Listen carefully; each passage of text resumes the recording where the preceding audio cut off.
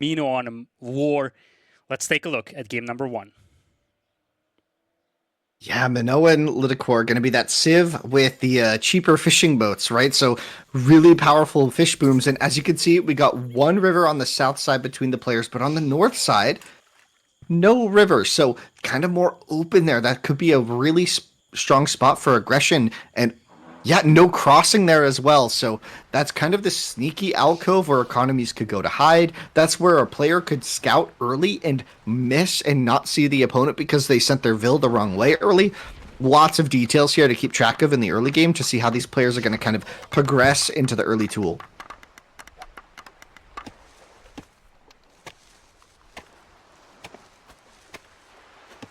Looks like just standard Stone Age openings over here for both players. VerteX pushing in all the zebras. Now, one of the notable things over here that we have is that the players are not directly on the opposing sides of the map, but rather relatively close to each other. As you mentioned, the map is kind of split in half by a river down south, but that's not the case to the north. So you gotta be cautious about land aggression at some point here, because you could easily get caught off guard if you don't look out for a forward or something comparable. Yeah, what really matters is how much scouting info do you have, because you don't want to blindly go for a forward if your opponent can just defend and wall like a crossing, right? Because a very common strategy is you would build your dock along the crossing early game, and that just kind of shuts down aggression. So we'll see if the players can kind of try and look for that, which if they spot that there's an opening, if they spot that this is wide open, actually, we could see some very aggressive tool war with axemen, slingers, and some bowmen. But if they don't, we could see some more like long-term sea war. If anything, it is going to devolve into fighting on the land very quickly, but it just kind of depends on when, because, like we said, scouting is going to be imperative.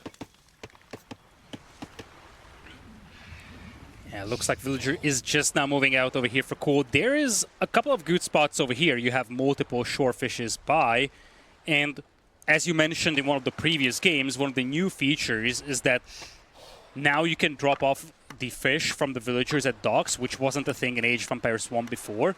So you're looking for a dock spot which has quite a lot of shore fish nearby, so you can keep that villager out there and just keep shore fishing. Yeah, it's really interesting here. Both players going for a slightly less greedy approach. So this the early gazelle push, so pushing your hunt in early means that your dock is going to be delayed. This means that both of these players are highly valuing the uptime. So we're going to be seeing potentially walls or just defensive units or even offensive units, right? But just valuing those early tool units rather than the fish boom, which you can kind of take two approaches in AoE 1. So interesting to see that they've both kind of picked this similar approach. We'll see how CooL's position looks. He's got a juicy storage pit there. Look at all the shorefish. Shorefish are the fastest resource to collect in the game, right? So very good to have your village on shorefish in the early game, and he's got 6 there. So looking good. 7 if you count that stretch one on the right. And yeah, he's got the dot coming down now. Yeah, lovely spot, as you mentioned. It's going to be on the wood. It's going to be on the shorefish as well. Now the docks are coming up as well. And it looks like a forward villager is being sent out over here by VerteX. He's going to bump into his opponent rather quickly. I don't see a dock from him just yet, but that could be because he's playing blue and we have blue water. We'll have to check on that on the coastline. But I don't think he has made a dock just yet. No, this is a rush game here for VerteX, so we're going to see a diversity of strategy here as VerteX is going for the, he's going to try and plant a barrack somewhere here, but CooL sees this, guaranteed. Yeah, so the Vil's already pulled. It's not hard. Yeah, this is going to be good for CooL. Spotting that painter, so the painter is just the villager that's going to try and like put your opponent at unrest, right? They're going to build buildings in your base, painting them. So that's a term we use in AoE 1. So this painter has been spotted, and now CooL going to chase him down. He has the HP advantage. Maybe VerteX can turn this around on the hill. Otherwise, he's just going to have to run him around indefinitely. Yeah, let's not forget that behind this, there is a fishing eco being built up by CooL, whereas for VerteX, his only economy is through villagers. So first of all, losing this villager, it's going to be a pain. In general, having this villager walk around is already a loss of economy. He's just now dropping his dock. Has a pretty considerable advantage when it comes to going to tool age, so an initial scout ship could cause a lot of problems over here on the shoreline. especially because I think some of those lumberjacks might be within range as well. Yeah, exactly, and there's definitely damage to be had there, but it depends on if he can afford that military ship, and he does. Instantly queues up the scout ship, so yeah, this is going to be a water rush supported by some axemen potentially, and this could catch CooL off guard, but I suspect CooL's going to try and wall this right at the start here. He's got the villagers kind of lining up, ready to go to wall this, and he's also moving a vill out to spot it, so yeah, this northern attack is going to be really where the focus is. I don't think the wall is going to come in time. We're going to have multiple scout ships on the sea soon, so it's going to get hectic and it's going to pick up fast. Yeah, quick walls are coming up over here. Houses cover the northern side, and this barracks should pretty much cover the entrance from the left, which means that these clubmen can't really do much against those lumberjacks. They'll have to focus those berry villagers and, well, that single villager under the town center. Lovely to see that CooL is kind of concentrating all his eco to this confined location where it's impossible for his opponent to push it. And it looks like, indeed, there's a new painter villager coming up here for VerteX. Archer range, though, already complete. And let's not forget, if you lose access to that wood line, it's going to be a real pain fighting these scout ships off. Yeah, so CooL's economy already under a lot of pressure. He has to wall off all these little pockets of his economy, which means that ranged units are going to be supreme here for VerteX, which he's already added the bowman in to support the axemen, and he's going to be able to ping these vills for 3 damage every time, right? And so it's going to add up fast, right?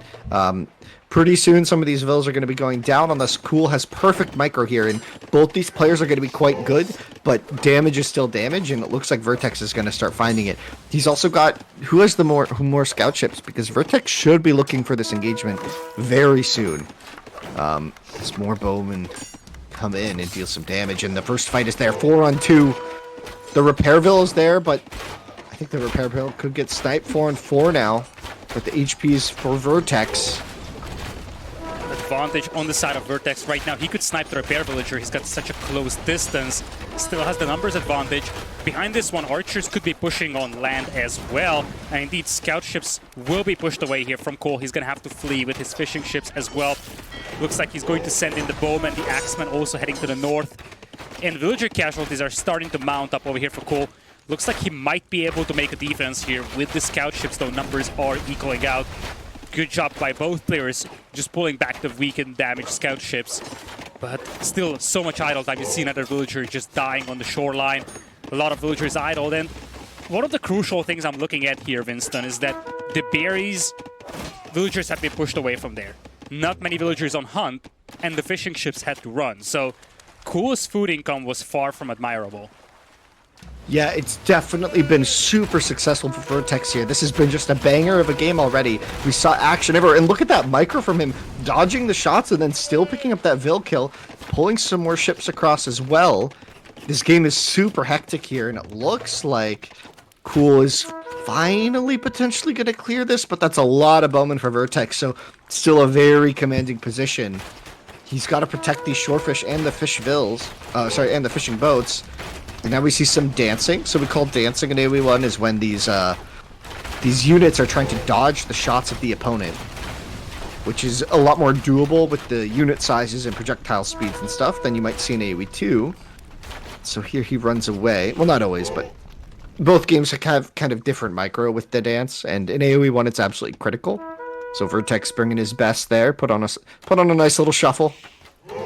You gotta be cautious here if you're CooL. There is a force coming from the south, and I don't think that has been accounted for. You can see for a brief moment 3 eco lead right now in the favor of VerteX, but that could soon increase with these bowmen coming in. They also have the hill to their advantage, and this is just such a deadly position. Very difficult for CooL to clean up, and they can always harass those lumberjacks on the north. Yeah, and he's got like a really solid wall there of units on the north as well, so it's like going to be very hard for CooL to do counterattacks, but it looks like he's going to try and do it on the land. VerteX is currently repairing on the coastline as CooL comes in and interrupts the repair time, but did he walk into the lion's den or what? VerteX just has a massive navy here, and it's going to be up to CooL's impeccable micro to try and survive this, and it doesn't look like he's done it.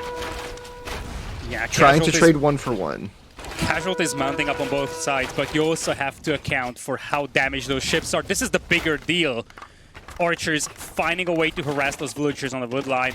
On the northern side, this raiding force is gonna get cleaned up, but so much damage is done to CooL's economy over here, especially with these bowmen finding the villagers on the berries as well. The idle time is just starting to pile up over here for CooL. Yeah, VerteX, the Peruvian legend, starting to really bring the heat here. It's going to be tricky for CooL to defend this, but he's got the archer mass that he was looking for, but focusing down the spear, the slinger has that pierce armor, means it's going to be tricky, but he takes the hill. Can have some additional damage, but his army's going to fall, and then more villagers on the run in short order here. And he's on gold, but that's a misclick. He's just trying to get shorefish. Oh boy. Things are getting messy for CooL, and we could be seeing the tap out soon, potentially, as the Iron Fist here for VerteX is just so good. So many vills going down, and I don't really see a way for CooL to kind of come back on the water here. It's so devastating of an eco damage that has been done over here. Ship numbers are still looking pretty decent for both, but casualties are just too high right now on land for CooL. He has had his archers cleaned up by the slingers. Now he's really struggling to keep any of his villagers working, really. You see, all of them have to migrate to the far north to be able to chop some wood. And now the shorefish is out. So if he cannot clean that army up inside his base, he's gonna have basically no access to food. Yeah, and his woodline just had to do a full reshuffle as well, which will hurt. He's not going to be able to produce ships for a bit. Oh man, VerteX is in just such a commanding position that look what he's doing behind this. All of his docks are producing fishing. Pretty soon, he's going to have a huge... Actually, that might be a mistake. That's a lot of ships out for CooL. Did VerteX jump the gun on adding eco behind this? Quickly queues up more scout ships, but his navy's about to get trapped here. 18 to 14. This is going to be pretty decisive unless the micro is better for one player by a large margin. VerteX splitting up his ships over here. CooL concentrated in the middle. At the end of the day, this seems like pretty much an even trade. Don't forget that behind this, the eco is just much, much stronger for VerteX. So if he keeps that fleet alive for a little, reinforces it, things will get a lot better for him. But as he's fleeing, he's losing most of his combat ships. And you mentioned this, Winston, before. Sure enough, VerteX right now has a considerable eco lead, 42 to 26. But if those scout ships start picking off VerteX's fish, suddenly we could see a shift in that department. Yeah, wood upgrade finally coming in for VerteX. That'll give him one more range on his units, and now even a scout transition from CooL to deal with this bowman mass. If he's able to kill up these bowmen and slingers, it could look better for him, but his economy is just such a mess. I don't see how this works long term, especially if VerteX starts to add a few axemen, which he's just queued up as well. And actually, this is looking tricky for VerteX. If these scouts kill this ranged mass, which there's no axemen for them right now, and he's losing the water potentially, this could get ugly fast. Critical fights on both land and sea at the same time. Archers just getting picked apart by the scouts, and as that is happening, there is, as you said, a naval engagement as well. Scout ship numbers aren't looking that bad for VerteX now. He's going to repel this one, but that comes at a price. He's going to get pushed back on land, and once that happens, those scouts can head straight to the base of VerteX, and he's got absolutely no defense back at home. So a counterattack here is a stronger reality, and that could be CooL's ticket back into this game. Just down by 8 eco now. He was down by 16 just a couple of minutes ago. Yeah, if CooL's able to get a counterattack, he's already running across the map with his scouts. The scout ships taking a fight in the center. VerteX with the initiative there and the pump coming behind it. So gonna be looking good to hold his food economy, but VerteX has noticeably no walls, and these scouts are gonna have a heyday in here, or a field day. What's a heyday is different. A field day, armor on the way for CooL, so he has to kind of wait before he can really fight these vills. But oh boy, this is a lot of pressure here from CooL. And I think this might be enough to potentially even swing the game or neutralize it as the score gets closer and closer. Indeed, as you said, so much idle time over here. With the armor in, now it's a challenge for these villagers to fight back. There's a barracks back at home. Scout ships have also been called to the shoreline, managing to pick off a single scout. Now with the axeman coming in, he will likely be able to hold off those scouts, but still, as long as those guys are running around there, they could idle some villagers, they can get some bits and pieces, get some picks, and that's all that CooL needs. Now he's just down by 6 eco. Still, though, this fleet is just huge from VerteX, and I think he's heavily outnumbering CooL on water right now. Yeah, he is, but CooL has taken the score lead, and oh my gosh, VerteX's micro there kind of potatoed a bit. He's coming into fight, and I think VerteX just lost this fight on the sea. Oh my, that is a huge turning point. Yeah, If VerteX can't reinforce this. He just ran into this fleet over here. He was probably paying attention to those scouts raiding him. Let's not forget, this is a huge distraction. And as he was paying attention to that fight on the water, now he's losing villagers back at home, not noticing those scouts just massacring the villagers here on the wood line. This is looking worse and worse for VerteX over here. Still unable to address all these scouts harassing his lumberjacks. Yeah, my gosh, it's kind of crazy how strong and solid CooL's defense has been here, right? Like, have you know, like, he said units running around his base constantly, and now he has a 3 eco advantage. I did not expect that at this stage of the game. He's really turned this around. It's been incredible. The scout switch was genius, and I think it might be potentially a fatal blow for VerteX, as he's on the heels now, but a big naval engagement. Once again, both players fighting over the docks of VerteX. Numbers looking rather even here, but you look at the production on the right side, pretty much even for both players. But for the first time in quite a while, CooL actually has the eco lead by a massive margin. It's a 10 eco lead now, so now we're looking at these even numbers on the water, but there is just a much stronger economy behind this for CooL. Could easily swing it in the next few minutes. I mean, a lot of his villagers were on shorefish, so he's going to have to kind of figure something else out. He's moving them further south along the coast, and there's a lot of space there, but now a big land battle.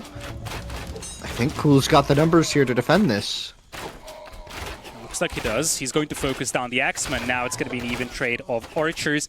If there was 1 or 2 scouts over here, it could do so much, but looks like they are missing in action. And at the end of the day, this is just a cleanup on both sides. But as that is happening, we have multiple naval engagements now. A detachment of forces from CooL actually heading towards the docks and possibly getting ready to snipe the fishing eco, while the main fleet of VerteX is just being distracted.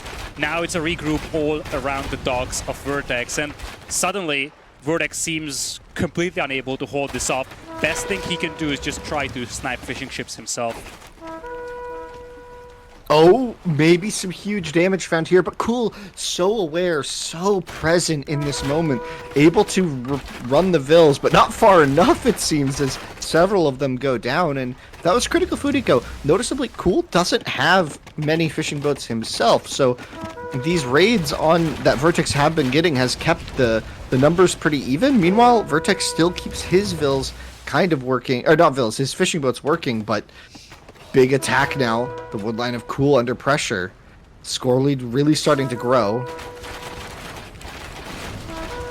VerteX's ships not in the best of ways right now. He has to retreat on the sea. CooL looks like he might really start to accrue an advantage there soon. Oh my gosh, just red blinks everywhere. Just blinking stuff everywhere as VerteX still tries to pressure CooL on every front. This has been an incredible game so far, Lidakor. And this is just game 1 of a best of 5. We could have some really nice games coming up here as a big engagement is had on the water. And it looks like CooL just has too much. I think. It's kind of hard to tell. Yeah, no, way too much. Way too much. Not hard to tell. The stacking is a little different from AoE 1, right? Usually ships can't be this close to each other. But GG gets called. What a slap of a game. That was incredibly fun to watch, guys. VerteX had CooL on the ropes the entire time, but insane comeback from CooL. Am I right or am I right? It was a crazy, crazy game. I have to agree. So much back and forth between these two players. As you said, the swings on the water, then switch into the scouts that just allowed him to counterattack, suddenly being the tempo setter of the game. How VerteX really struggled to clean up those scouts after that. The critical fights that CooL was able to take when he needed the most just results in a victory for him. What a spectacular game to start this series with. looks like a really entertaining best of 5 coming up for us. And here we go. Oh boy. And so this map is pretty interesting. We've seen it already so far, but to recap, you kind of have this higher elevation area with a lot of resources, then a big sloping valley, and around that central watering hole are a bunch of elephants and also this pond. Really important pond for getting your fish boom going.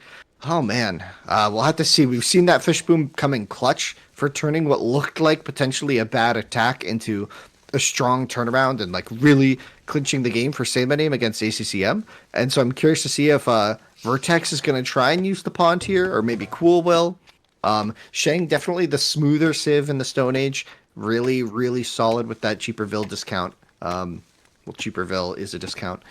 So we'll see how it goes, man. We'll see how this goes. Yeah, so far, so good. One of the notable things that I see on this map, compared to some of the other generations on plateaus, is that we have very little wood in the middle. So if this game goes very long, which so far has not been the tendency, although these two guys have played probably the longest game today, if this game goes very long, the dynamics will be very interesting, because especially if we head all the way down south, that part of the map is virtually empty. Yeah, you get these big swaths of plains in the north and the south, or wherever that pond isn't. So it kind of makes it a little bit of a dead zone, but I think that's kind of cool. There's like opportunities to run economy there and maybe build like a corner farm thing that your opponent really doesn't want to waste time trying to find. There's also opportunities for like long routes to try and aggress on your opponent. So we'll see if that comes into play. But yeah, you're right. Like, if they run out of wood on the high ground, it's going to be tricky, but I doubt that'll happen, right? Like, there's just so much wood up there. For those that aren't familiar, the resource deposits have been mostly the same. So, like, the ponds for the fish, I saw a question in chat. So just to answer to that, there are the same amount of fish as in AoE 1. The gather rate is the same. The gather rates are all the same as AoE 1. One big difference is that the trees have more wood. That's to accommodate the different styles of maps we have now. Basically, we can have maps with like less trees and more trees and like different layouts and such. So to accommodate that, the trees have now 80 wood, which is double. So whenever you see a forest, it's bigger than before. And did I just hear the artifact sound? They're playing on standard. Oh boy. Luckily, no one's gonna notice that. No one's just going to start picking up the artifacts and just playing turtle game. Although, being honest, that wasn't really the key thing so far. So it's not like, this is not one of those maps where you just pick up all the artifacts and then sit back and chill, winning you the game. So probably not a big factor to consider. What's bigger, though, is that VerteX has a villager moving forward. So we have seen aggression in the previous game from VerteX. Looks like he's also going to be the one dropping that forward position. What do the Phoenicians have to supplement such a forward aggression? I'm not exactly sure. I think here for Shang you just open Axeman, and then you support it with archers. I think we've seen that being really effective for all the civs, basically. And I think for Phoenician, it's basically the same. Axeman, Slinger, Archers, and then Scouts feel more like an opportunity that if you have the right setup, they're very expensive. So in the right moment, they can be quite strong.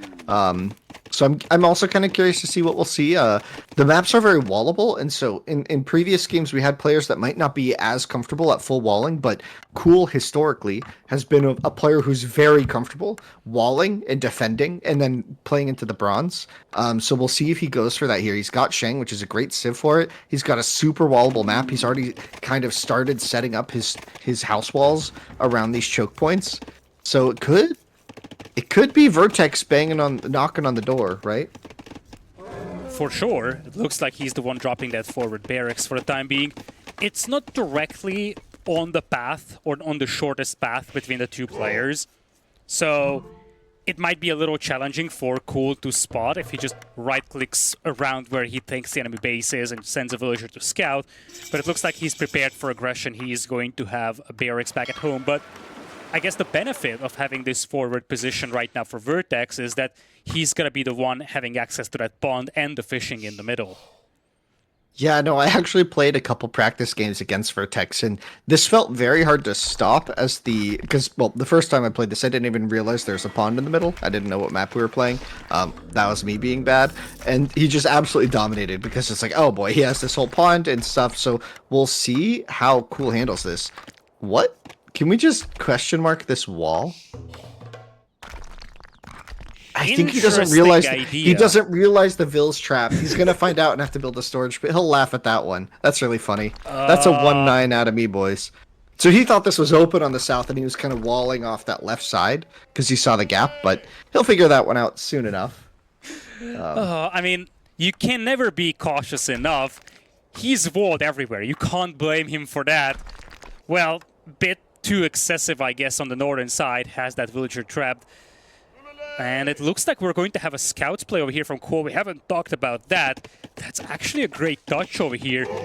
He's fully walled back at home, so he can just send all those scouts to the front and push these villagers. Response from VerteX is a wall on his lumberjacks, though, so finding damage might be a little challenging to do here for CooL. Yeah, this is really spicy stuff. VerteX can just hop back into his base through the TC if he needs to, and I think that's what he's done. Yeah, he's closed off the wall, so the scout's not going to do any damage here, but I mean, it does force a smaller wall off for VerteX, so this could have ramifications going into the mid-game, but we'll really see how VerteX handles this attack, because this is going to be what's very important. The Scout's not going to trade well at all against these Axemen, so CooL's going to need another unit to defend his walls. Meanwhile, the Scout's not going to be the strongest offensive unit without any ranged support units, which don't look like they're going to come across the map. And meanwhile, like you've pointed out several times, this dock in the middle is just pumping out fishing boats, and CooL really doesn't have a way to get onto the water here, and with that scout ship to defend it, this fish boom will become deadly. Lovely precaution from VerteX to go for that scout ship. As you said, without that, you could make a case for the scouts harassing whatever is there in the middle, but that scout ship that should be able to push away any aggressors, and then you have that untouched fishing eco. That's actually much needed, because if you look at the starting base of VerteX, all he has when it comes to food eco is just the fresh new built farms he just now started working towards. He got pushed away from his berries, doesn't have any more health left, so that fish is basically a lifeline. Oh, whoa. Yeah, looks like CooL hasn't even scouted that dock. He wants to add one of his own, but there's no way this gets up. There's just, well, A, it's in the wrong spot, but B, he'll have to rebuild it, but mostly because there's just this scout ship here. It looks like we have some interesting trees in the fog of war there. Yeah, this is interesting. There's no way that this works, and his villas are going to get spotted by this barracks, and he could lose them potentially. I'm not against this though, Winston. Like, think about it this way: VerteX, all he has is a couple of Axemen on the front. He can't really chase these villagers with them, or if he chooses to do so, then his aggression disappears. So, likely what we're going to see here from CooL is a forward position for that archer range you mentioned that would be so good to supplement those scouts trying to harass those lumberjacks. I think CooL just realized that there's a pond. I think he said nice lake. Nike Lake, that's what he's saying. Folks, this stream is not sponsored yet, but now that we've done some promotion to Nike, they might as well. I think CooL didn't realize. I think this is very similar to my game where I didn't realize that there was a pond here. So definitely, this is what we're talking about. Exhibition tournament. You're gonna have these moments where players are just surprised by these things, and so looks really interesting for CooL. We'll see how he handles this adaptation. He does have the faster Bronze Age, but not by too much. But notably, VerteX doesn't have access to gold in his walled area. So he's going to have to go with chariots unless he can try and wall this right now. Looks like he's going to make a break for it, and no scouts nearby, so he should be okay. Yeah, he's going to sneak out. Now, he's got a range back at home, but that's not really used for much. Scouts are still kind of just swarming the map, I guess, trying to find for exposed villagers, but they don't really find anything. Update on this guy on the north, he actually deleted the house to get out, it seems, because there was a house there before. And a quick wall is coming just in time here, this scout just not being in the right position at the right time. And with that, access to gold is now a thing for VerteX. Yeah, he found gold in 2 spots now, so he'll be more than okay. Curious to see what he opens with, because he's gonna have to deal with cavalry here from Shang, and they did receive a buff to their cavalry in this version of the game. Their cavalry line attacking 10% faster. It's not huge. That's not a massive buff, but if you get those cavalry in a good position, they can just sort of DPS down the opponent pretty quickly here. So we'll see how that plays out here with Shang now being seen, and we have Wheel on the way, so we're into a proper Bronze Age here, folks. This game could go the distance. We'll see how this aggression works out for CooL with this faster age up. Oh, forward Siege Workshop. That could be deadly. Just think about it this way. Not much back at home right now for VerteX. And there is cavalry out there already. You will have one Stone Thrower coming up very soon. Archers might actually be able to pick off some of these Axemen. Obviously, Axemen having bonus damage against the cavalry, you don't really want to fight them unless you have the heal advantage, which you do. And this is going to be a beautiful cleanup over here for CooL. And I don't think that VerteX has seen that Siege Workshop, so that will come as a surprise.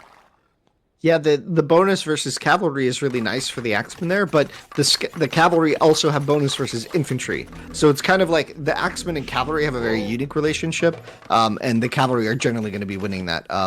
The bonus for Axemen is going to be good against camels and against scouts and against chariots, but cavalry are just going to be able to kind of overpower them pretty comfortably with their bonus damage as well. Siege Workshop yet to be spotted over here by VerteX, and to me this is the big difference. First of all, we see 2 additional town centers being popped immediately by CooL, but the bigger thing is that he's well defended back at home. Minimal chance for VerteX to actually do any damage to his eco. Whereas here, we could see a lot of villagers dying in the next few minutes, even though we will have a camo defense now against this cavalry. And you can see those AoE 1 tendencies kicking in there.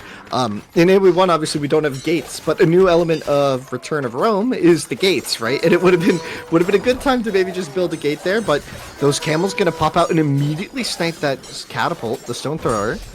And so now this attack for CooL isn't looking the strongest, but behind it, that multi-TC boom is just gonna be so strong. Shang with the cheaper vills, one of the best boom civs in the game. So we'll see how VerteX can deal with this, because the economy behind this is going to start accelerating fast. Indeed, it looks like we're going to have improved bowman coming in here for VerteX. He's going to play into the camels and probably some archers as well. He still has the fishing eco in the middle. In fact, he has gotten the fishing ship upgrade as well. But the fish has pretty much run out, and this is the moment where, as you said, that Shang economy, that will start kicking in for CooL. Whereas for VerteX, he's going to have to find a new source of food very soon. Yeah, and that's actually going to be really tricky for him. It looks like VerteX was thinking about a composite bowman transition behind this. I think those are a bunch of ranges going up. But yeah, this villager count is becoming dangerous fast for him. So Camel Compy going to be his units of choice against full cav still from VNS CooL. Forward has been cleaned up pretty much. Siege Workshop will remain over here, but those Stone Throwers by themselves, they won't really do much. So Bond becoming basically irrelevant at this point. It's all about the eco right now. The base for CooL is well defended. He's up to 4 town centers actually. What's the plan here for him? Looks like he is going to play into composite bowman. But do you continue playing into the cavalry, just trying to apply some additional pressure, or are you making a full tech switch into composite bowman? I think both players make the full switch here, and the plan is to just try and hit iron with it comfortably. So he's going to have compies to defend, and just defend his walls, hold back these camels. So camels without any pierce armor and kind of lower damage, not going to do well against the compies. So it's a really good response here to this showing of camels. But I think more importantly, CooL is just going to go iron. And so here it is. The iron click is in. CooL is in his comfort zone, and this is going to start looking really dicey for VerteX very fast. The options for Shang are pretty solid opening into Iron Age. They can go Horse Archers, they can go Scythe Chariots, right? With this level of economy, he can basically afford any of their powerful options. He could continue to go Cavalry, upgrading them to both Heavy Cavalry and then furthermore Cataphract, which is kind of like the Paladin, if you're familiar with AoE2. And the Cataphract, a very potent option here, especially when your opponent's economy is still kind of open. VerteX hasn't had the opportunity to wall. This pressure in front of his base has just been so, like, kind of insurmountable, it's felt like, and I think we might even see a GG when this Iron Age comes in for CooL. And Nobility coming in for CooL, so looks like it's going to be either a Heavy Cav play or just to switch right into Scythe Chariot. I think either one works. Yeah, he still has some cavalry on the field as well. Looks like he's going to play into Horse Archers, though, with that many ranges being dropped.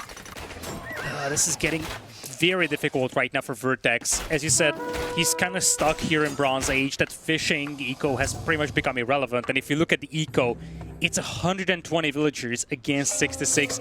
That's the rate of escalation that you have here when it comes to the Shang, and when it comes to just being able to boom on multiple town centers in AoE 1. I've never seen a Vil count look more sad in transition there.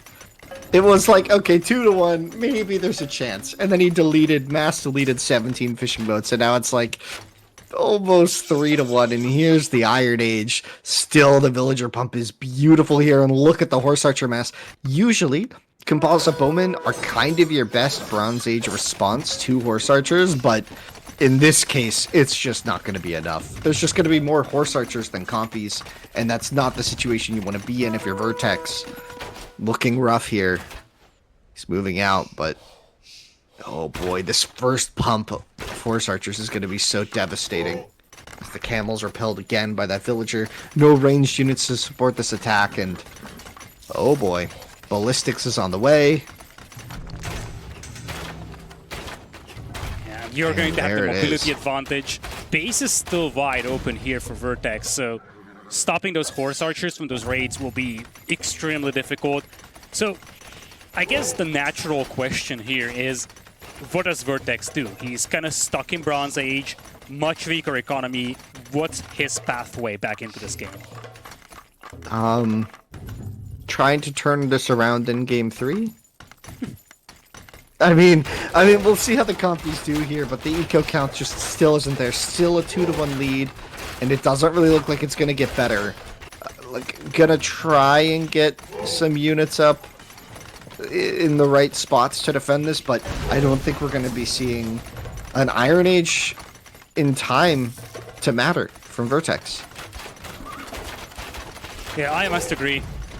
I think it's not even the Iron Age right now. Well, not strictly the Iron Age, but when VerteX sees that mass of Horse Archers, that should tell him, okay, it's not just like my opponent made it to Iron Age.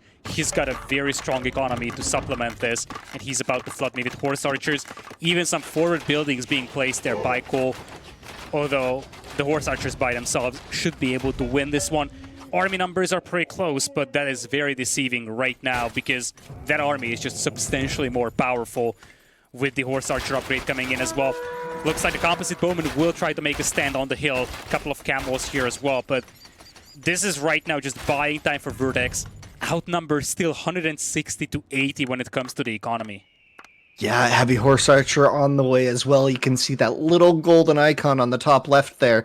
When that kicks in, we'll get a nice visual upgrade to these the Horse Archers. So another cool feature about this, about Return of Rome, is that all the units that before could be upgraded and there wasn't a visual distinction now have a visual discrepancy between like their penultimate version and that final version, that really super powerful unit, you know, the gold border that we all remember. So now you're going to see those Heavy Archers kick in pretty soon, and when that stat comes in, I'm not sure what VerteX can do. The camels are here, but unless you're Palmyran, this doesn't really work. You don't have the move speed to really hunt down these Horse Archers, which are faster. Looks like CooL going to be running just straight into the wall. Oh, bit of a miss micro here. The camel's going to get... letting these guys die. I think at this point, given that CooL was pop-capped, yeah, he probably just... He's willing to take this fight because he's got a big ball of Horse Archers at the front of his base. I mean, that was not a good fight, though. That was like a really good trade for VerteX. But VerteX, like you said, still not there. And here's the Heavy Horse Archer now with their beautiful kilts. tons of them in Q. He can easily remax, and now we have catapult upgrade even to try and break the wall and pressure the sides. Stone towers coming in as well to try and pressure here. This is just looking all so tricky for VerteX to come back from at this stage. Yeah, looking very, very difficult. Villager count is slowly climbing for VerteX, so it feels like there's a chance. And truth be told, CooL has lost most of his armies, so some of his momentum disappeared. But now towers are coming up just to confine VerteX even more so in his base. And you see that gold mine slowly becoming inaccessible with those towers creeping forward. Once that happens, it's going to be very difficult for VerteX to pop out those premium units. Yeah, and Shang have guard tower even, so it's going to get really tricky to defend against that with just compies. Compies are kind of famously defendable by, like, guard towers, or sorry, sentry towers, and here VerteX has them in his face, so his compies are just going to die like paper. And wow, VerteX with a masterclass there and how to handle this map. So didn't even have the water and just said, you know, you can have the pond. I'm just going to boom normally. And to be honest, VerteX really wasn't able to get anything going. Those cavalry raids from CooL just ended up really pushing VerteX onto the brink, like kept putting him back. His camels had to keep coming home instead of him pressuring and putting damage onto VNS CooL's economy with the pond aggression, or sorry, the pond advantage. So yeah, just really well played by CooL there. Like he has done here. Let's take a look at game number 3. CooL so far, very confident lead. Do you think he can secure this one here in game number 3 and just make it a 3-0? Or does VerteX have whatever it takes to turn this around and make it a reverse sweep? I mean, honestly, you have to give credit to VerteX so far, right? He's played really well in these games. It just hasn't come together. Like in game 1 on Mediterranean, I would say he had a decided advantage for a long time in that game. He just wasn't able to clinch on the water, and he wasn't able to clinch on the land. It was like CooL was just barely limping away from each engagement with just enough to come back the next time and be able to fight again. And so I'm interested to see if VerteX maybe takes a different approach. On the last game, his rush was very calm. He had 4 Axemen knocking at the door, didn't get in, and kind of said, okay, we're going to go bronze, let's do that. But then I think he wasn't really prepared for the speed at which CooL boomed behind that bronze.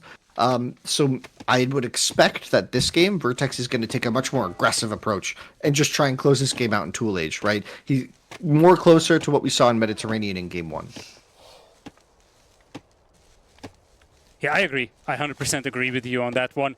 For the time being, it is going to be just the good old-fashioned Stone Age openings, VerteX pushing in the Gazelles. Whereas on the other side, CooL looks like he's not going to push them for the time being, just focusing most of his food economy on the berries. Now, in both of the previous 2 games, VerteX was the first one to aggress. And unlike most of the games that we see, he wasn't able to turn that into a victory. Usually the aggressor has a massive advantage in these situations. So my question to you is, what does VerteX have to do differently to make these forward positions much more impactful and to succeed with this early aggression that he has been trying to do in the first 2 games? So I think what's been happening is CooL has been super slippery with his villagers, right?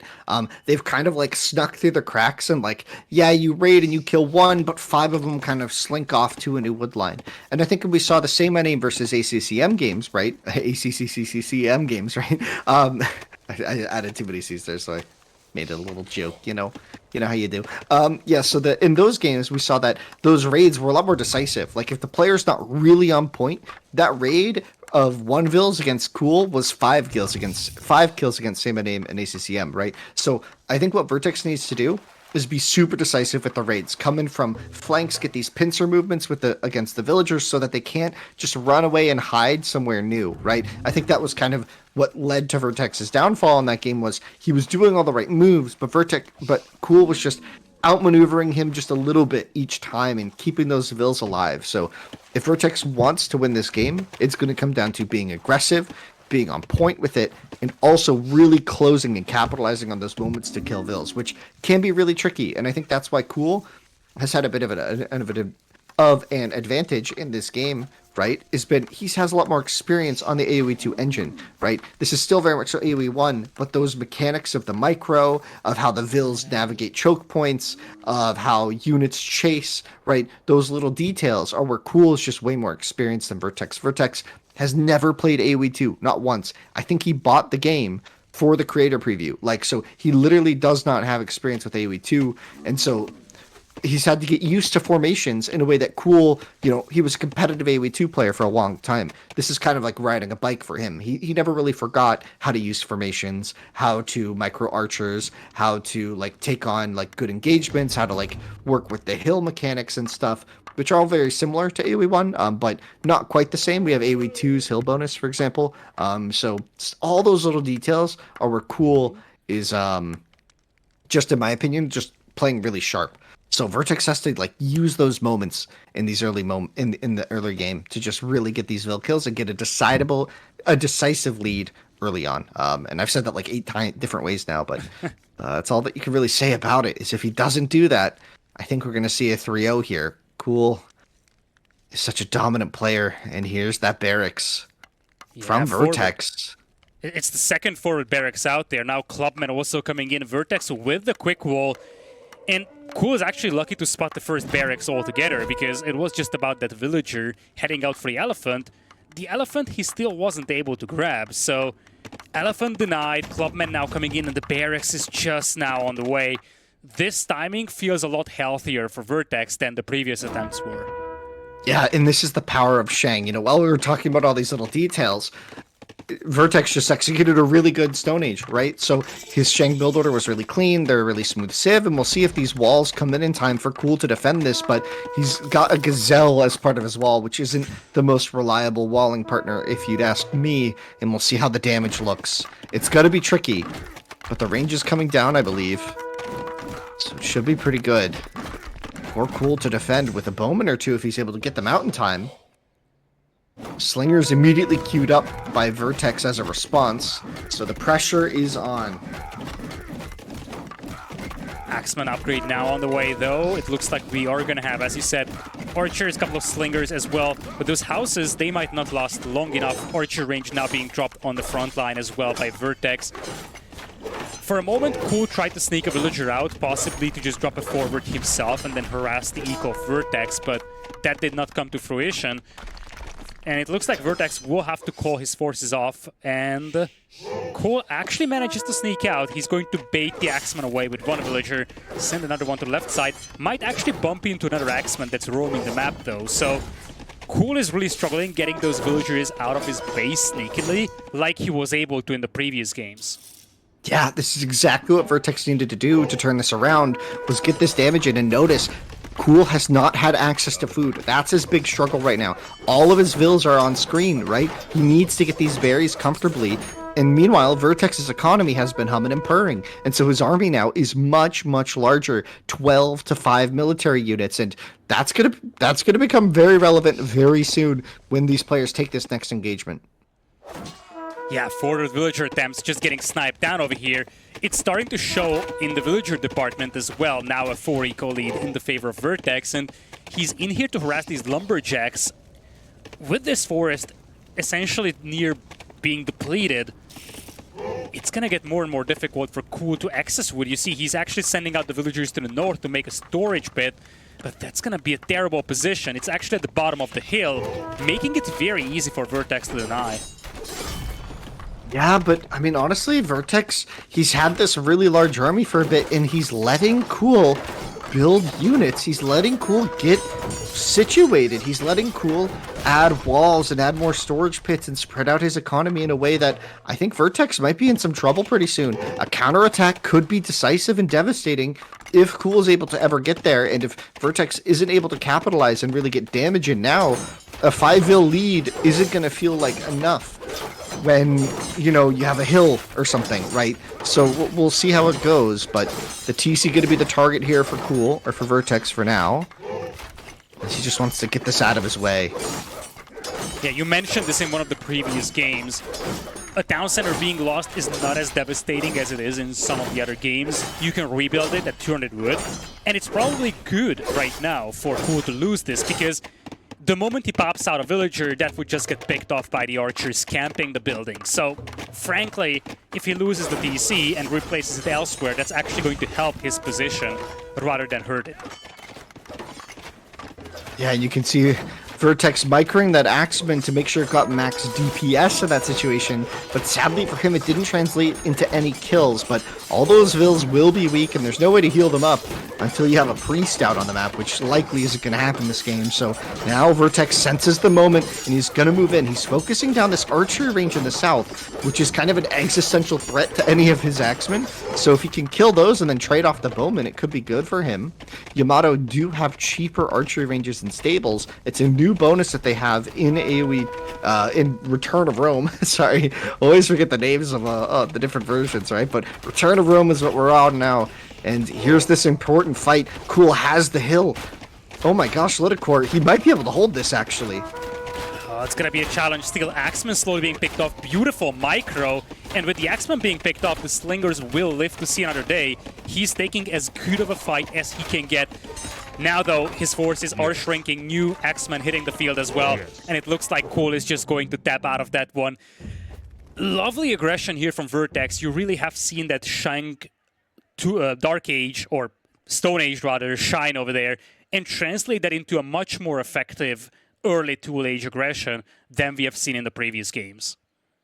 VerteX, really important for him. He put a point on the board. He fought, I think, very recently, just some history. These two fought in a deathmatch tournament. It was like a month ago, I want to say. And it was on DE, of course, not on this, because this is brand new. And it went all the way to the last game of the series. And it was like a Bone 9 or something. And Game 9 was a deathmatch game that ran out of resources and was a literally an infinite stalemate. And it was just one of the craziest games I remember seeing. It was like 3 hours long or something.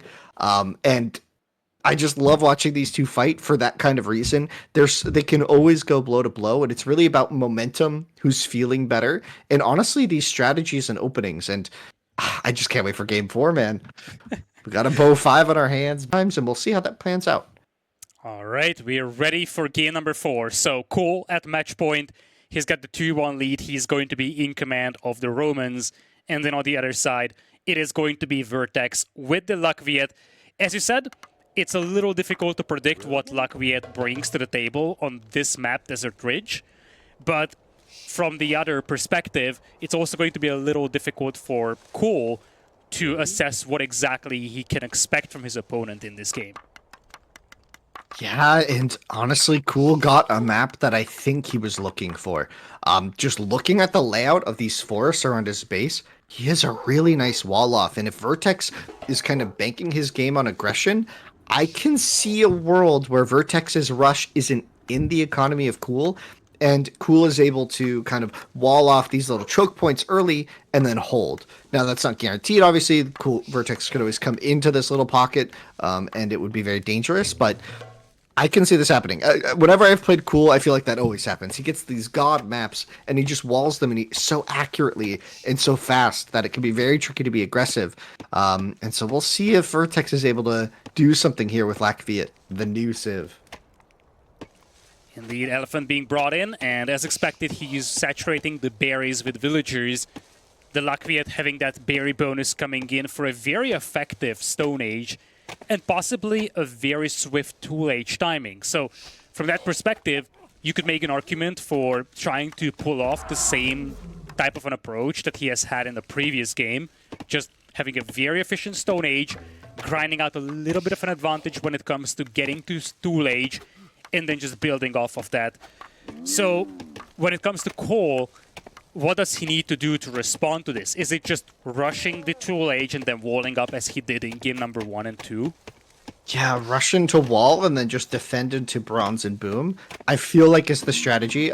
This is something that really sets CooL apart, in my opinion, from all other AoE 1 players. Him and Chimse Danong, two players who play in different versions of the game, and now there's a third version of the game, so we'll see who really comes out on top there, but they both have this style of forcing the opponent to attack and then defending it masterfully and then booming better than them behind it. And we'll see if CooL can kind of repeat that here in this version of the game. I'm curious to see if he does that here in this game and tries for that. I suspect he's already kind of got the general sense that he's kind of being hugged by 5 forests, which means that he's probably already looking for those wall spots and thinking about how he's going to lay out this base. If we see a barracks kind of in between those forests, I wouldn't be surprised at all by that game plan. Yeah, lovely storage pit location over here down south, especially because it's very easy to wall off this left side. So as you said, that could be kind of that safe spot. Villager now being pulled all the way through the middle.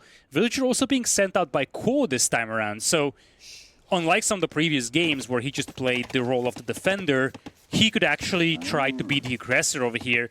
One thing he doesn't know about yet is that VerteX is also thinking about the same thing. So it's going to be interesting to see whether CooL actually opts to go aggressive or he will just pull that villager back after some scouting. Yeah, I mean, the villager can also be a big, like, spook, or like, whoa, the hill there, helping the lion. This villager is useless now for VerteX. He's going to have to walk home here. There's no way you can send this into CooL's base and think it's going to live. It'll probably die if he continues with it, but maybe he's thinking he's committed. Maybe he can just build a barracks here on this side of the map and hope to get away with it by like kind of walling it in with a house, quick wall or something. But tool times are nearly identical, just a little faster for VerteX. Yeah, it looks like a new villager is going to be pulled. You can see the little blue dots moving on the minimap. The injured villager probably will be pulled back, or he's going to have to place, as you mentioned, the very safe barracks spot. Looks like he's just going to start the barracks just so that he doesn't miss out on the timing, but it wouldn't be shocking to see this villager walk back home or just be kept at a very safe position because, as you said, you just look at this villager and he dies. He's so heavily damaged. Yeah, it's definitely tricky for him, but I think his aggression is going to work. CooL hasn't really gotten the walls up. Like, he hasn't, like, prepared the walls yet. You can see he's going to place it now, but I think he's going to be a little bit surprised. Maybe we see a pretty big Vill pull. Maybe he goes for that Vill if he clicks on it to see it's low HP. He won't be doing that. I think we're going to see some quick walls here from CooL. Not really going to work. He's going to have to retreat. Yeah, one of those villagers is still very heavily damaged, and look at that second barrack spot, pretty much denying the attempt from CooL to get those walls up over there, and now this is near impossible to wall. You feel like VerteX has hit a perfect timing over here, getting these units in before those walls would be completed. Yeah, you could definitely see that CooL wanted to be greedy with his walls. He wanted to set it up, but now he's just going to try and defend his TC in a much smaller location and position. Very similar to how we saw VerteX playing in Game 2. Although VerteX wasn't really under pressure, that's just how he chose to wall. This definitely wouldn't be the, like, thing that CooL wanted to do, but now the Axemen are in for VerteX, so he's going to push back these clubmen, and his low HP Vills still finding space to build buildings. Yeah, if CooL clicks on one of those villagers and finds out that it's low HP, could easily get away with a kill. Looks like there was a sneaky villager coming out from CooL, will be intercepted by an Axeman. So once again, CooL isn't able to break out of his base. And you see a lot of similarities between this game and what we have had just before. Better timing, slightly better timing for VerteX. Upgrades are coming in a little sooner, so momentum seems comparable to what he had in the previous game. Yeah, especially if you consider if they're both building out of one building, Latvia is going to have an advantage with that military production speed bonus. So being able to pump out archers, kind of this is like 1 1/4 archery ranges, right? Which might put CooL under some pressure here, who's finding some berries as he tries to navigate a defense here. This is looking really tricky for him. Yeah, archer range complete already. Bowman now popping out, trying to harass those villagers. Response is a group of slingers being made, but as you said, when we talk about an even amount of production buildings, Latvia will dominate. Thing is that it's not even anymore. It is 3 barracks, if I'm not mistaken, for VerteX, plus a range. His army count is rapidly increasing, and you struggle to see how CooL is going to hold this off. Yeah, it really is looking tricky because CooL doesn't really have the best access to food, and meanwhile VerteX is out on the map using the Latvia berry bonus, so he's just going to be feeling good, I think. Like, this is going to be tricky. Now, CooL does have a really important counterattack here. pushing those villas off food might give him the chance he needs to kind of build up a military mass equal by idling all this food income, but I just don't see it as being enough here. He's actually pulling the villagers to the front because, frankly, the safest place on this map for VerteX is inside the base of his opponent right now. That's where he has his military presence at, and that's why he can just keep these villagers alive away from those axemen. 18-7 is the military count right now, and aside from this little confined area for CooL, there is just no safe place. And it's just a matter of time, you feel, until there is going to be a break in here by VerteX. Yeah, I'm nervous for him here. If CooL like can't break out soon and keep counterattacking effectively, this could get dicey, but so far it's been kind of okay. I think he just lost 2 vills there on the wall, so maybe not. The villager count 3 an advantage for VerteX, but the counterattack is there. Quick walls come out for VerteX. I don't know what to expect. Like, this feels like a position where CooL could lose very quickly. But I don't know. This is kind of reminiscent of the Mediterranean game as well, where if CooL's able to get some advantage and keep counterattacking, then VerteX might fall apart a bit here. But it doesn't seem likely. CooL hasn't really been losing a lot of villagers, and that's key right now. He still has a functional economy. The problem that he's facing right now is that now we have a lot of archers moving out, and it looks like this sneak has been discovered as well. It's actually a good distraction, though, because most of the eco for CooL is still within his base. So as VerteX is committing all these units to hunt for these villagers on the northern side, there is going to be a bit of a pressure relief happening inside the base of CooL. And CooL is just trying to sneak out once again. As you said, very similar to the Mediterranean game, where it was all about that. Having a sneak, and look at that, range actually getting spotted by that single slinger. It's going to be a critical detail, because now VerteX knows what's up. Yeah, that was really, really critical for VerteX. I mean, he's going to lose the slinger as the cost, but trades a vill with it, and now those villagers are on the run once again. The archery range also not really going to produce a lot when the slingers are right on top of it, countering the bowmen. So, going to be tricky for CooL here, who's dealing with a lot of slingers coming out of VerteX. So VerteX got to be going for that slinger death ball to try and get that pressure onto that base, that stone wall that CooL has been relying on, and CooL might be trying to break out now. Gonna try and sneak around to the side, find somewhere safe to go. If he rebuilds the wall, it'll be like nothing happened. Yeah, that's the benefit you're getting from that sneak on the right side. VerteX is committing so much effort into tracking down these villagers, spotting these sneaky buildings, that essentially all attention is drawn away from CooL's starting base, allowing him to sneak out. And when these slingers arrive, they will find no one at home. CooL manages to get out of his base. He's down by 8 villagers, but you mentioned this before. If he finds a way to stabilize, there could be a pathway for him back to this game. Yeah, and VerteX, I think what's going to give it away is that there's no quick walls behind this, right? So if CooL really had economy in here, he would be like trying to desperately repair, and that should be a pretty clear tell. So it's not going to be a long amount of time. It's not going to be a long time before VerteX realizes the decoy, and there's even a chance he spots some of these vills, especially these ones in the north. VerteX is playing on point right now, finding all these vills. It's kind of crazy. Such a chaotic game now. You see both players kind of spreading out their ecos.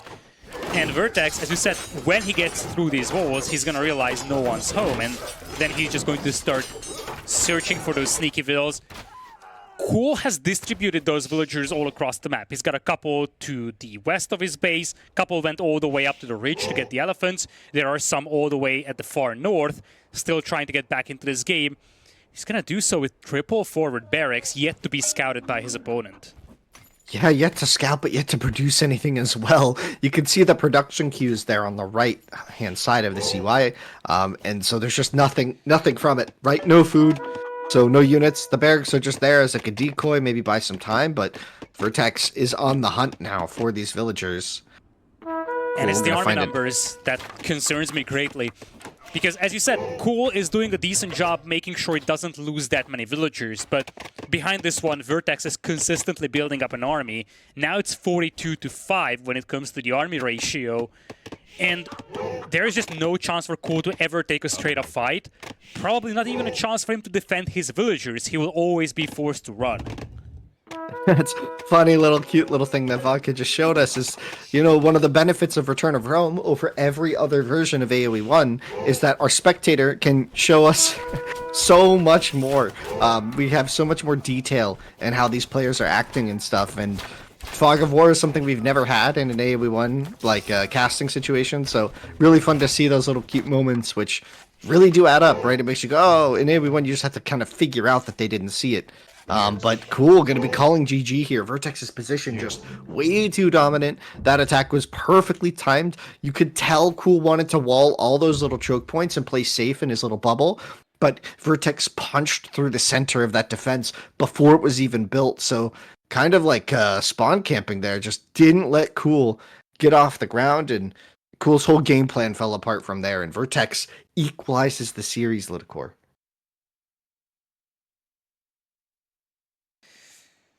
And with that, we are heading to game number 5.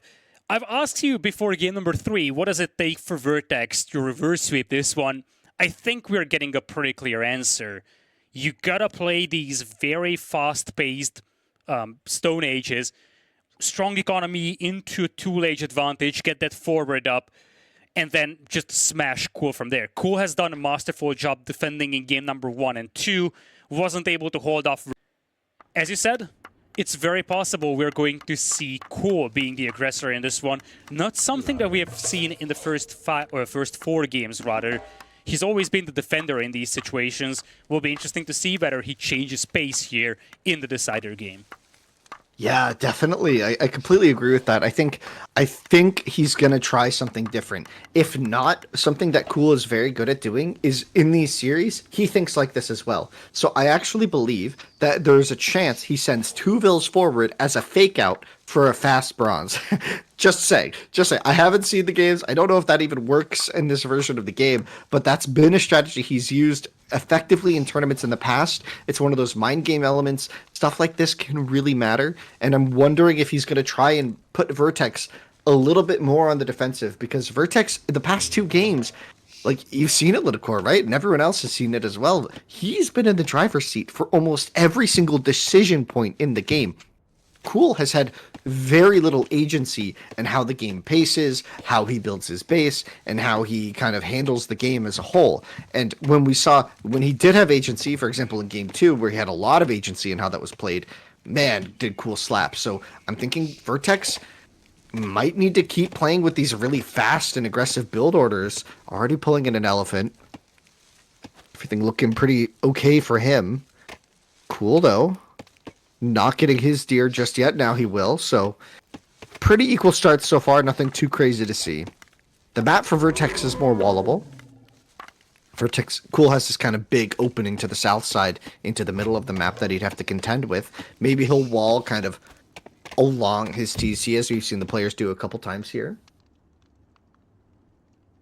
Interesting stuff.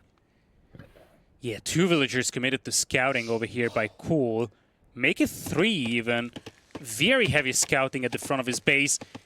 You get the impression that he's trying to assert the positions of those forests that you have mentioned before, and just contemplate whether he can wall this or how can he wall this.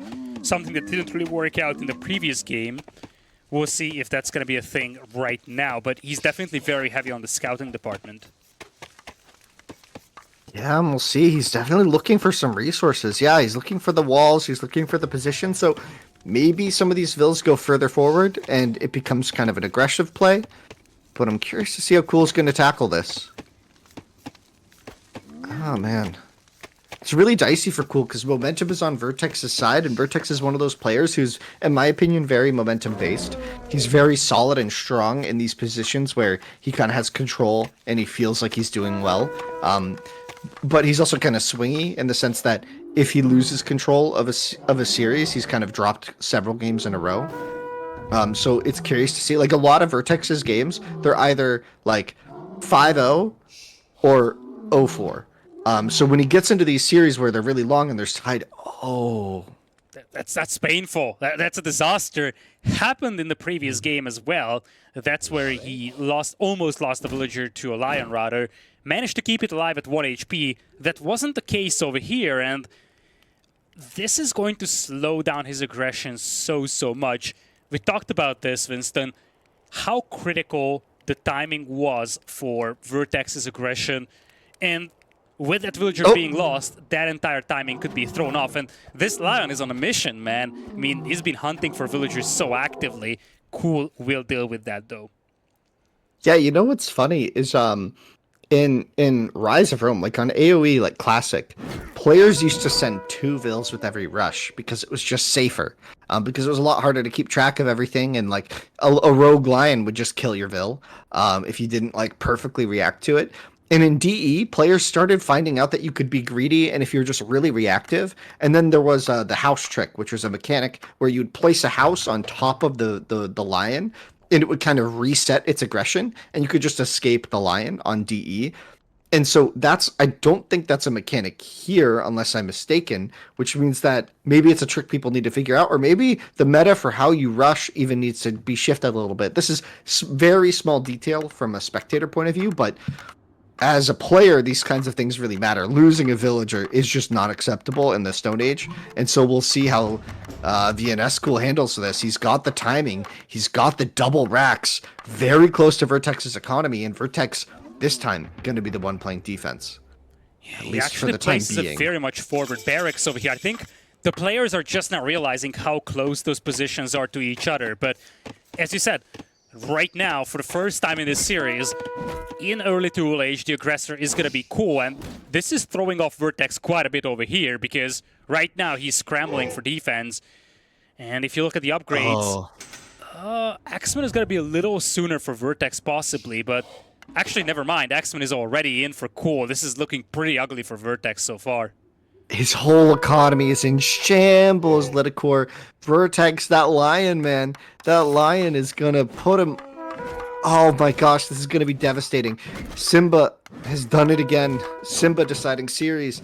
This looks so bad now for VerteX. His entire economy on the run. Axeman everywhere for CooL. And CooL is super active with these Axeman too. He's watching all of them very effectively. This looks really tricky now for VerteX to come back in. He's trying to get some villagers on the map somewhere, but the Axemen are going to find him. Oh, nowhere is safe. Exactly, that's the big thing. You keep running, but as long as you're running, you're always being chased. You'll always be found out rather. And now archers will be hitting the field soon for CooL. He's got the archer range up already.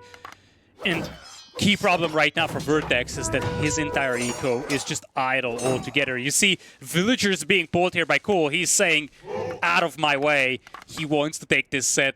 And right now he's got momentum. He can afford to even pull villagers and possibly fight this. Yeah, that's really funny. They were going to share the berries there. I think CooL didn't realize, but Lack Viet going to be good there. But then he saw the range and realized, oh, there's going to be a bowman here in a moment. And so he can definitely not take those berries. And away he goes. Yeah. But, I mean, look at the minimap, man. There's just... Oh, this is so ugly for VerteX. He has to counterattack, and he has to counterattack hard and fast. If he can neutralize, we could get into a game that's going to be slightly reminiscent of ACCM versus Saymyname game 3, was it? On one of the maps that I'm forgetting, the Sahara, I think. Could be reminiscent of that, but right now it's just looking very good for CooL overall. This Axeman is out here for blood here, man. That is going to be the 4th villager he picks. Nice low counterattack over here for VerteX, but it won't amount too much if he keeps losing villagers like that. He's down to just 14. Good pickups with the archers back at home. Axeman also chasing a couple of those, so maybe VerteX is finding a way to at least equalize things over here. Both players taking some casualties on the villager department. Yeah, double the population, and VerteX is going to lose these 2 small raiding forces to the defenses, but all the villagers find each other. Yes. And VerteX taps out. We have a deciding game there, won by CooL. The best of 5. Wins 3-2 by CooL. Wow, wow, wow. What a series, man. What a series. We saw a lot of different stuff this series, right? We saw We saw Iron Age, we saw water fights, we saw long games, we saw short games. We got a really nice breadth of what I believe this game can provide. All very aggressive though. Yeah, very aggressive indeed. But we even had a game that went into Iron Age, or at least it did so for one of the two players. Strong start off by CooL, turned around that medi game, especially that was a big thing for him. That looked so good for VerteX for quite a while. But then CooL manages to come back into that. VerteX on a trajectory to pull off a reverse sweep though, makes it 2-2, but as you said, bumping into the Lion with that villager and then just CooL playing aggressive, not something that he has done in the first 4 games, quickly sealing the deal over here, and with that, moving on to the semifinals tomorrow.